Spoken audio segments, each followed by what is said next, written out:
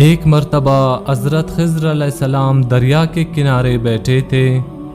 اتنے میں کسی سائل نے آ کر ان سے سوال کیا کہ میں آپ سے اللہ کے واسطے سوال کرتا ہوں، مجھے عنایت فرمائیے۔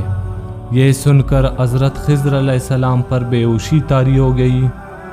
جب کچھ ہوش ہوا تو فرمانے لگے، بھائی میں تو صرف اپنی جان و مال کا مالک ہوں، تم نے مجھ سے اللہ کے واسطے سوال کیا ہے، لہٰذا میں اپنی جان اور عزت تمہارے حوالے کرتا ہوں، تم جس طرح چاہو اس کو استعمال میں لاؤ، بازار میں فروخت کر کے اس کی قیمت سے فائدہ اٹھاؤ۔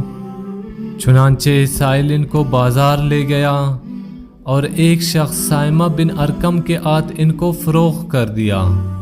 یہ خریدار ان کو اپنے گھر لے گیا جس کی پشت پر اس کا ایک باغ تھا۔ چنانچہ سائمہ نے حضرت خضر علیہ السلام کو ایک کدال دے کر کہا کہ اس سامنے والے پہاڑ جو 3 مربع میل رقبے میں واقع تھا، مٹی کاٹ کاٹ کر باغ میں ڈالتے رہے۔ اور یہ حکم دے کر سائمہ اپنی کسی ضرورت سے کہیں چلا گیا اور حضرت خضر علیہ السلام اس پہاڑ سے مٹی کاٹ کاٹ کر باغ میں ڈالنے لگے۔ جب سائمہ واپس آیا تو اس نے گھر والوں سے دریافت کیا، تم نے غلام کو کھانا بھی کھلایا ہے یا نہیں؟ گھر والوں نے جواب دیا کہ ہمیں معلوم نہیں غلام کہاں ہے۔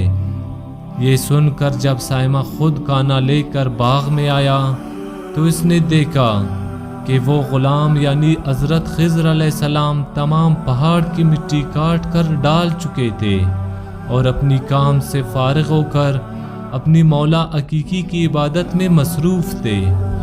یہ دیکھ کر سائمہ کو بڑا تعجب ہوا اور اس نے دریافت کیا، یہ تو بتائیے کہ آپ کون ہیں؟ یہ بات سن کر حضرت خضر علیہ السلام پر کچھ بے ہوشی طاری ہو گئی اور پھر آفقہ ہونے پر انہوں نے فرمایا کہ بھائی میں خضر ہوں، جس کو سن کر سائمہ کے ہوش اڑ گئے کہ تو نے یہ کیا کیا، ان کو غلام بنا کر ایسے کام پر لگایا، یہ تو انتہائی گستاخی ہوئی۔ پھر ہوش آنے پر سائمہ نے توبہ کی اور پروردگار سے غرض خواہی کے ساتھ حضرت خضر علیہ السلام کو آزاد کر دیا اور جناب باری میں عرض کیا کہ الہ العالمین مجھ سے اس کا مواخذہ نہ فرمائیے کیونکہ میں ان کو جانتا نہیں تھا۔ اس کے بعد حضرت خضر علیہ السلام نے دعا فرمائی اور سجدہ شکر بجا لائے کہ اے میرے پروردگار، میں تیری یک میں غلام بنا اور تیری یک میں آزاد ہوا، اس پر تیرا شکر گزار ہوں۔ بعد ازاں واپسی کی اجازت لے کر جب دریا پر واپس آئے تو دیکھا ایک شخص کھڑا دعا مانگ رہا ہے کہ اے میرے رب، حضرت خضر علیہ السلام کو غلامی سے رہائی عطا فرما دے اور ان کی توبہ قبول فرما لے۔ حضرت خضر علیہ السلام نے یہ دیکھ کر اس شخص سے دریافت کیا کہ آخر تو کون ہے؟ تو اس شخص نے بتایا کہ میں شازون ہوں، آپ کون ہیں؟ انہوں نے فرمایا کہ میں خضر ہوں۔ اس کے بعد شازون نے کہا، اے خضر، تم نے اپنے لیے رہنے کا مقام بنا کر دنیا طلب کی ہے، کیونکہ حضرت خضر علیہ السلام کا دریا کے کنارے پر ایک عبادت خانہ تھا۔ بس یہ سن کر وہ فوراً میدان میں نکل آئے اور وہاں اللہ کی عبادت میں مصروف ہو گئے۔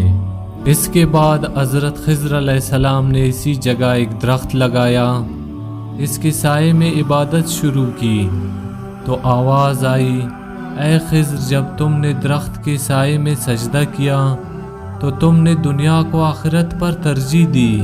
مجھے اپنی عزت اور جلال کی قسم ہے، مجھے دنیا کی محبت میں رضامندی نہیں ہے۔ اس کے بعد حضرت خضر علیہ السلام نے شازون فرشتے سے کہا کہ اے شازون، دعا کر کہ اللہ تعالیٰ میری توبہ قبول فرمائیے۔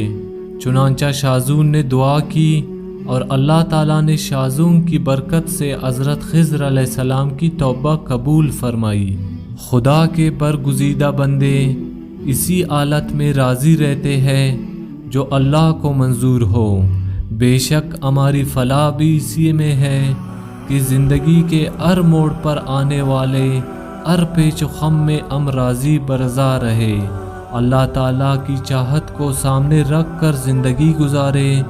دعا ہے کہ اللہ تعالیٰ ہمیں اس واقعے سے سبق حاصل کر کے نیک بننے کی توفیق عطا فرمائے، آمین یا رب العالمین۔